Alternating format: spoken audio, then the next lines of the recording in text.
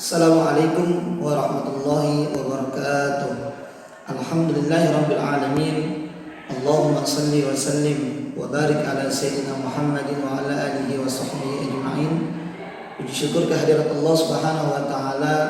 Alhamdulillah, pada kesempatan yang berbahagia ini kita semuanya masih bisa menikmati nikmat-nikmat yang Allah berikan kepada kita yang kita tidak akan pernah mampu menghitung. Begitu banyak nikmat Allah Subhanahu wa taala. Salawat beserta salam semoga selalu dan senantiasa tercurah limpahkan kehadiran Sayyidina wa Maulana Muhammadin sallallahu alaihi wasallam. Allahumma shalli wa sallim wa barik alaihi wa ala alihi.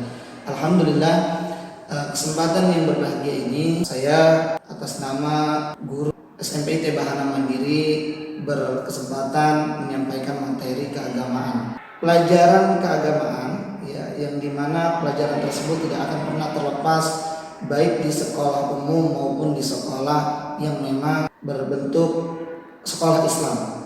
Terlebih di sekolah kita yaitu SMP ITB Bahana Mandiri, di mana nilai-nilai agama di sekolah kita sangat ditanamkan di sana.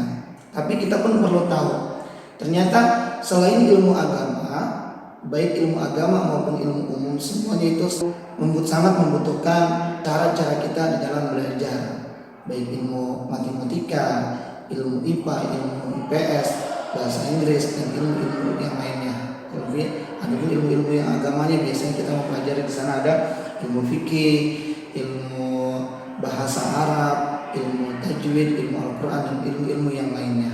Nah, maka ada seorang ulama, mereka memberikan arahan kepada kita bagaimana cara-caranya agar kita mendapatkan ilmu yang berkah, ilmu yang bermanfaat, ilmu yang dapat kita manfaatkan untuk orang lain. Nah, di mana seorang ulama berkata, mereka mengatakan ala tanalul ilma illa bisittatin zakain wa hirsin wa istibarin wa bulghatin wa irsyadin wa ustadin wa tuli zamanin. Nah, apa sih sebetulnya agar kita itu mendapatkan ilmu? Ya, mendapatkan ilmu ternyata ada beberapa syarat dan kriteria yang harus kita penuhi di dalam kita menuntut ilmu.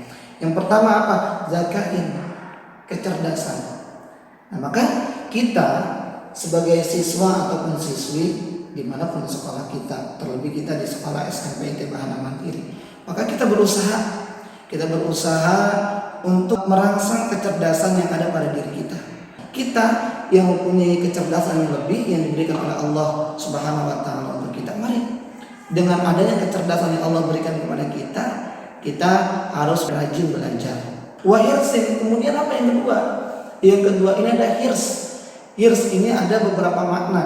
Ya, dalam bahasa Arab ada yang mengartikan serakah dalam menuntut ilmu, maka kita di sini mengartikan adalah kecintaan yang lebih di dalam kita menuntut ilmu. Maka tanamkan rasa cinta kita, tanamkan rasa suka kita terhadap semua materi-materi pelajaran yang guru-guru kita berikan. Jangan cuma kita fokus kepada satu pembahasan, misalnya kita cuma suka dengan satu pelajaran. Aku suka bahasa Arab, aku suka pelajaran agama, aku tidak suka pelajaran agama tapi aku fokus kepada pelajaran umum. Tidak, karena syarat kesuksesan, ya, syarat kita untuk mendapatkan ilmu yaitu diantaranya tadi. Yang kedua yaitu adalah hirsun, adanya kecintaan, kesukaan kita kepada mata pelajaran yang kita pelajari. Maka ketika ada rasa cinta timbul pada diri kita, ya, maka ilmu itu pun akan mudah masuk kepada kita. Nah, itu maka tanamkan kecintaan dalam materi-materi pelajaran yang disampaikan guru kita. Kita suka dengan pelajaran-pelajarannya, kita suka dengan penyampaian guru-gurunya. Nah, itu yang kedua. Yang ketiga kemudian adalah wastibarin. Nabi SAW bersabda, as-sabru nisful iman. Sabar adalah bagian daripada iman. Nah, maka sabar di dalam menuntut ilmu. Satu hari kita tidak paham, 2 hari kita tidak paham, maka di hari-hari berikutnya masih kita pelajari bab-bab tersebut karena adanya kesabaran. Ya, maka sabar ini pun dijadikan suatu syarat kita untuk mendapatkan ilmu. Selanjutnya yaitu adalah yang keempat, adanya bekal di dalam kita menuntut ilmu. Bekal ini apa? Bekal ini adalah ongkos, biaya di dalam kita untuk mencari ilmu. Karena bekal yang kita butuhkan ini ya diantaranya ya pasti kita untuk melunasi administrasi yang terkait di sekolah atau lembaga tersebut. Kemudian ada apa? Wa irsyadi ustazin. Ya, bimbingan para guru. Yang kelima ini adalah bimbingan guru yang sangat kita butuhkan. Di mana guru-guru semuanya, baik guru umum, guru agama, mereka semuanya membimbing kita semua. Dengan bimbingan-bimbingan tersebut yang akan dapat menjadikan mental kita, semuanya, pikiran kita, keilmuan kita, hati kita menjadi lebih nyaman, lebih tenang ketika kita melakukan suatu pekerjaan. Karena kita merasa bahwa kita itu adalah atas bimbingan daripada guru-guru kita, ya. Jangan lepas daripada bimbingan guru. Ada pertanyaan, tanyakan kepada gurunya. Jangan sampai padahal ada sesuatu yang belum kita pahami tapi kita hanya diam saja. Jangan lupa meminta selalu bimbingan para guru-guru kita. Dan yang terakhir yaitu apa? Tulus zaman. Ya. Di dalam bekal terakhir ini untuk kita sarana mendapatkan ilmu yaitu adalah tulus zaman. Panjangnya waktu. Ya. Ketika kita ingin mendapatkan kesuksesan, lulus SD kita pun harus melanjut kepada tingkat SMP. Lulus SMP kita pun nanti akan melanjut kepada tingkat berikutnya yaitu SMA. Setelah SMA kita pun akan melanjutkan, ya. Ada yang kuliah, ada yang bekerja, ataupun ada yang berumah tangga lain sebagainya. Tetapi ini semuanya butuh proses. Ketika kita tahu akhirnya adalah tulus zaman, yaitu adalah proses yang lama, maka kita nikmati proses tersebut. Jangan sampai belum kita menjalani sebuah proses-proses yang kita jalani putus di tengah jalan, baru kelas 2 kita berhenti. Nah, maka ikuti yang tahun kedua ini yaitu kita sudah masuk kepada SMP ITB Bahana Mandiri. Ikuti dari kelas 7 sampai kelas 9 hingga kita menjadi alumni daripada SMP ITB Bahana Mandiri. Nah, itulah bekal kita di dalam menuntut ilmu. Mudah-mudahan kita bisa mengkaji ulang, ya. Kita mengkaji ulang bagaimana kriteria agar kita mendapatkan ilmu yang berkah dan bermanfaat. Terima kasih. Mudah-mudahan ada manfaatnya daripada apa yang Bapak sampaikan. Jangan lupa tetap jaga kesehatan, belajar di rumah, tetap semangat. Assalamualaikum warahmatullahi wabarakatuh. Assalamualaikum warahmatullahi wabarakatuh. Perkenalkan, nama saya Yula Hidayah, mengajar Bahasa Indonesia kelas 7, 8, dan kelas 9. Sebelumnya, saya ucapkan selamat datang kepada peserta didik baru SMP IT Bahana Mandiri.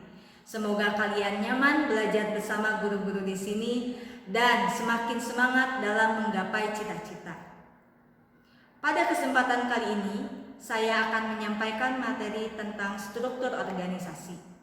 Apakah struktur organisasi itu? Kita ambil salah satu contoh. Kalian pernah punya teman yang menjadi ketua kelas? Atau mungkin menjadi bendahara pada waktu SD? Atau mungkin jadi sekretaris? Nah, jika ada, berarti kalian sebenarnya sudah melaksanakan pembagian struktur organisasi. Struktur organisasi merupakan susunan dari beberapa orang dengan jabatan yang berbeda pada suatu perkumpulan. Di SMP dan di SMA, kalian akan mengenal yang namanya OSIS. Kalau misalnya ketua kelas hanya mewakili satu kelas, maka ketua OSIS mewakili semua kelas. Pemilihan ketua OSIS tersebut harus dilakukan oleh semua warga sekolah. Artinya semua siswa yang ada di sekolah tersebut wajib memilih ketua OSIS. Sama halnya dengan jabatan yang lainnya, ketua OSIS juga memiliki bawahan seperti wakil ketua OSIS, sekretaris, dan bendahara, serta seksi-seksi yang memiliki tugasnya masing-masing. Negara kita pun punya struktur organisasinya. Pemimpin kita adalah presiden. Ada wakilnya juga. Lalu seksi-seksi di pemerintahan itu apa? Tidak lain dan tidak bukan adalah menteri-menteri. Demikian materi yang bisa saya sampaikan. Semoga Ananda sekalian dapat memetik sesuatu yang bermanfaat dari apa yang saya sampaikan ini. Terima kasih. Wassalamualaikum warahmatullahi wabarakatuh.